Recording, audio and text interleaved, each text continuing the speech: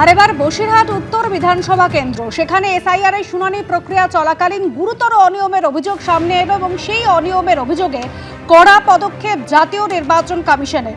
বসিরহাট 2 এর বিডিও সুমিত্র প্রতিম প্রধানকে সাসপেন্ড করার নির্দেশ কমিশনের। রুমা পাল আমাদের প্রতিনিধি রয়েছেন আমাদের সঙ্গে। রুমা, বেআইনিভাবে কর্মী নিয়োগ করার অভিযোগ রয়েছে শুনানি চলাকালীন, নির্বাচন কমিশনের কি নির্দেশ?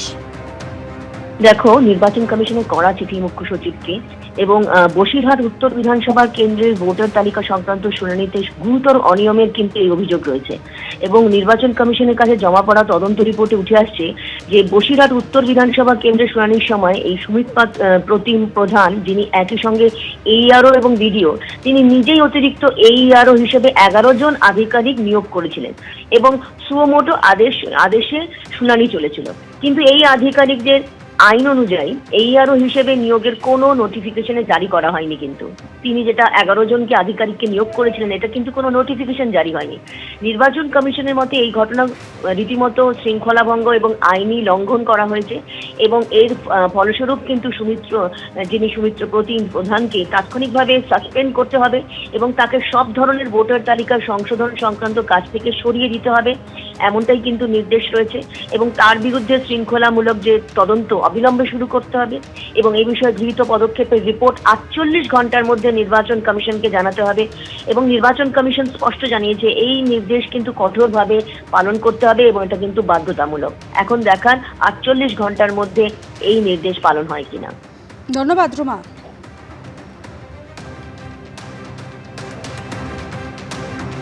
নির্দেশ দেওয়া হয়েছিল আগেই, তারিখও বেঁধে দেওয়া হয়েছিল। অনেক টানাপোড়েনের পরে অবশেষে লজিক্যাল ডিসক্রিপেন্সির তালিকা প্রকাশ হলো, কিন্তু তাও একেবারে সম্পূর্ণ তালিকা নয়, বিক্ষিপ্তভাবে 2-4টি জায়গা বাদে এখনো কোথাও এই তালিকা কিন্তু টাঙানো হয়নি।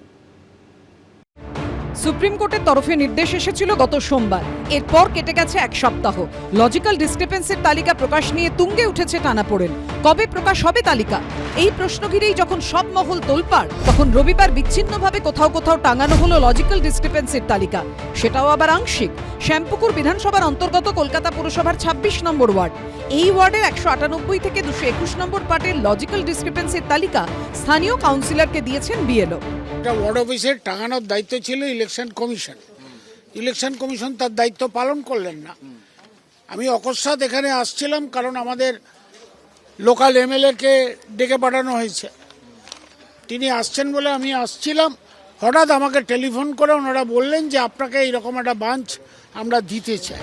উত্তর কলকাতা শ্যামপুকুরে যখন এই ছবি, তখন দক্ষিণ কলকাতার আলিপুরে দেখা গেল আরেক ছবি। 19 নম্বর আলিপুর রোডে টানানো হলো 74 নম্বর ওয়ার্ডের লজিক্যাল ডিসক্রিপেন্সির তালিকা, যেখানে নাম রয়েছে 1894 জনের। দুর্গাপুর লেন আছে, 19 নম্বরের ওখানে আছে, গোপালনগর আছে, মোটামুটি সব জায়গাতেই আছে। এমনিও বিএলএ টু বাড়ি বাড়ি গিয়ে সবার সঙ্গে কথা বলে নিয়েছে। এসআইআর সম্পূর্ণ অপ্রয়োজনীয় ছিল, প্রথম থেকে আমরা বলছি, এবং কোনো আইন কানুন সংবিধান না মেনে করছে। জ্ঞানেশ কুমার জ্ঞান পাপি, সব বুঝেই করছে, সোজাসুজি আরএসএস এর বই থেকে পাতা তুলে করছে। কলকাতার 74 নম্বর ওয়ার্ডের বাসিন্দা জায়দা খাতুন সত্য স্বামী হারা হয়েছেন। স্বামীর পারলৌকিক কাজ নিয়ে রবিবার সকাল থেকে ব্যস্ত ছিলেন, আর এই দিনই তার কাছে এসেছে এসআইআর এর শুনানির নোটিশ, যা হাতে পেয়ে আতঙ্কে তিনি অসুস্থ হয়ে পড়েন বলে অভিযোগ করছে পরিবার। মা সুগার পেশেন্ট, একটু আগে উনি সেন্সলেস হয়ে গেছিলেন সুগার ফল করে, তো সেক্ষেত্রে এভাবে কিভাবে নিয়ে যাব ওনাকে? আজকে উনি পুরোপুরি অসুস্থ। 27 তারিখে দিচ্ছে, ইভেন মানে টাইমও নেই আর। এদিন উত্তর 24 পরগনার গাইঘাটায় বিডিও অফিসে টানানো হয় লজিক্যাল ডিসক্রিপেন্সির তালিকা। গাইঘাটা বিধানসভার 7টি পঞ্চায়েত ও বনগা দক্ষিণের 6টি পঞ্চায়েত এলাকার নোটিশ টানানো হয়েছে এই বিডিও অফিসে। গ্রাম পঞ্চায়েতগুলোতে এবং আমাদের বিডিও অফিসে নো ম্যাপিং এবং তাছাড়া আমাদের সঙ্গে যে লজিক্যাল ডিসক্রিপেন্সি সব লিস্টে টাঙানো হয়েছে। এদিনই সিঙ্গুর বিডিও অফিসেও টানানো হয়েছে লজিক্যাল ডিসক্রিপেন্সির তালিকা। যাদের ডিসক্রিপেন্সি লিস্ট বা আনম্যাপ লিস্টে যাদের নাম আছে, তারা এখানে এই তালিকা দেখতে পারবেন যে তাদের নাম এখানে এই তালিকায় নথিভুক্ত আছে কিনা, এবং সেই মোতাবেক তারা বিভিন্ন ডকুমেন্টসগুলো তারা সাবমিট করতে পারবে। রবিবার বিকেলে হাওড়ার বাঁকড়া 1 নম্বর গ্রাম পঞ্চায়েতে এসে পৌঁছলো লজিক্যাল ডিসক্রিপেন্সির তালিকা। 2350 জনের তালিকা সেখানে টাঙানো হবে সোমবার, কিন্তু যেভাবে সব জায়গায় তালিকা প্রকাশ হওয়ার কথা ছিল, তেমনটা হলো কোথায়?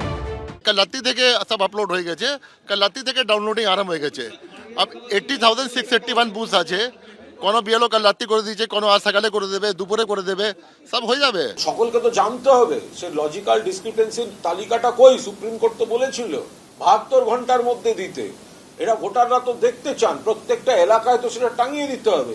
বিজেপির নির্দেশে বিজেপি গিয়ে বলে দেবে ওকে ডাকুন, ওকে হ্যারাস করুন, ওইসব বন্ধ। এটা তৃণমূল কংগ্রেস, এটা বাংলার মাটি। যদিও লজিক্যাল ডিসক্রিপেন্সির তালিকা প্রকাশ নিয়ে তেমন মাথা ব্যথা নেই বিজেপির। আমাদের কোনো বক্তব্য নেই। ত্রুটি মুক্ত ভোটার লিস্ট দরকার, ফ্ললেস। কোনো ত্রুটি যেন ভোটার লিস্টে না থাকে, একজনও মৃত ভোটার না থাকে, একজনও ডবল এন্ট্রি না থাকে, একজনও বাংলাদেশি অনুপ্রবেশকারী মুসলিম রোহিঙ্গা এদের নাম যেন না থাকে, আর একজনও ভারতীয় নাগরিকের নাম বাদ না যায়। সোমবার কি সার্বিকভাবে অন্য ছবি দেখা যাবে, নাকি এই তালিকা প্রকাশ নিয়েও জল গড়াবে বহুদূর? অর্ণব মুখোপাধ্যায়, সৌমিত্র রায় ও অনির্বাণ বিশ্বাসের রিপোর্ট, এবিপি আনন্দ। এবিপি আনন্দ, এগিয়ে থাকে, এগিয়ে রাখে।